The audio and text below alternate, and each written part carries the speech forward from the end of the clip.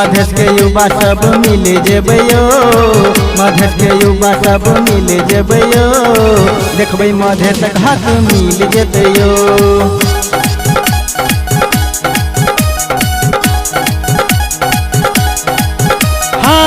मधेश के युवा सब मिल जेबैयो, मधेश के युवा सब मिल जेबैयो, देखबै मधेशक हक मिल जेतैयो।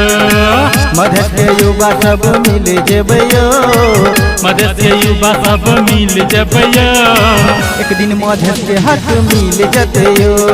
अपन देश अपन भेष खेती किसानी करे मधेश, अपन देश अपन भेष खेती किसानी सबका विशेष।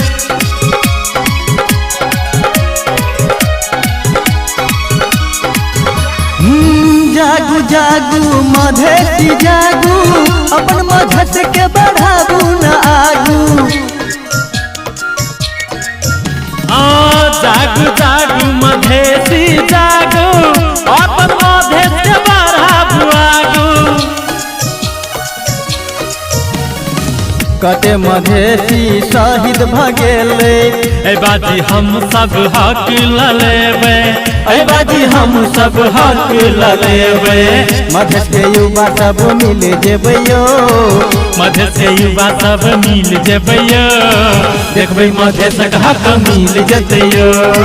मधेश के युवा सब मिल जेबैयो, मधेश के युवा सब मिल जेबैयो, देखबै मधेशक हक मिल जेतैयो। एक दिन मधेश के हक मिल जेतैयो। धिन धिन ताना ना ना धिन धिन ताना ना ना धिन धिन ताना ना ना धिन धिन ताना, धिन धिन ताना ना ना धिन धिन ताना ना धिन धिन ताना ना धिन धिन ताना।